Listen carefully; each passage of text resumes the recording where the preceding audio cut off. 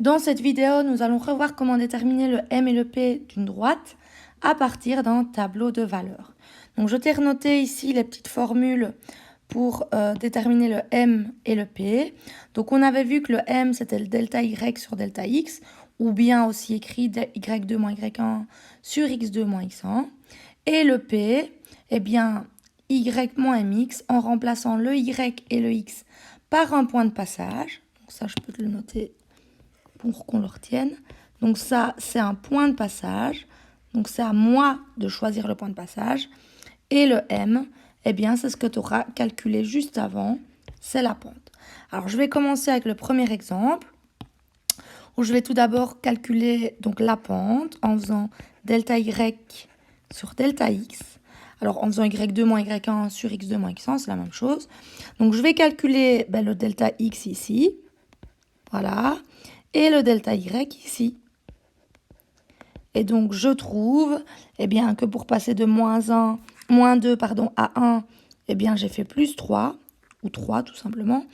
Et pour passer de 2 à 8, j'ai fait plus 6. Et donc, j'aurai comme formule delta Y 6 sur 3. Ça va me donner eh bien, une pente qui vaut 2. Alors, pour l'ordonnée à l'origine, je vais renoter la formule. Y moins mx. Alors, pour ça, je vais remplacer y et x par le point de passage. Là, je choisis celui que je veux. Je vais prendre celui-ci, tiens, par exemple. Et le m, c'est le m que je viens de trouver là. J'obtiens donc pour le p, y12 moins m2 fois x3. Donc, j'ai remplacé le point de passage et la pente. Ce qui me donne un p de 12 moins 6, c'est-à-dire 6. Et donc, ma droite est y égale m de x plus 6.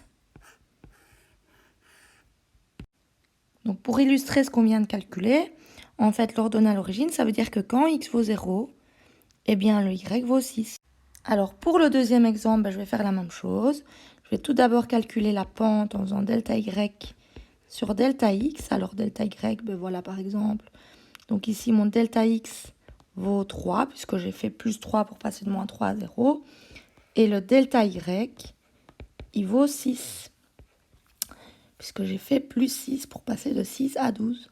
Et donc, j'aurai 6 sur 3, ce qui me donne une pente. De nouveau, une pente de 2, c'est un exemple. C'est le hasard que ça a fait que ce soit le même. Alors, je vais calculer maintenant le P.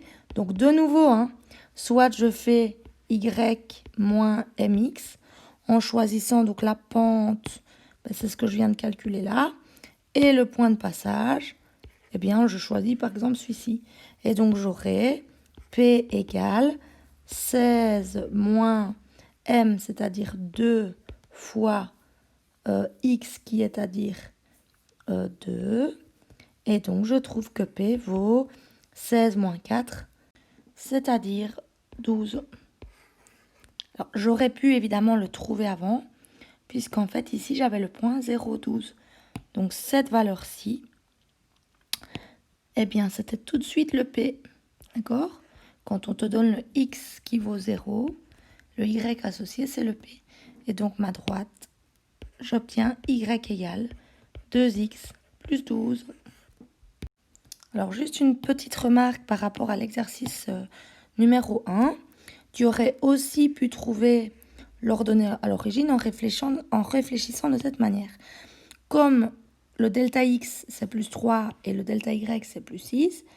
Donc, toi, comme tu veux le y qui correspond au 0, au x qui vaut 0, pour passer de là à là, je vais faire moins 3. Et donc, quand je fais plus 3, je fais plus 6. Donc, si je fais moins 3, je fais moins 6 du coup. Et donc, tu trouves le P qui vaut 6. Bon, après, en faisant cette méthode-là, tu ne te trompes jamais.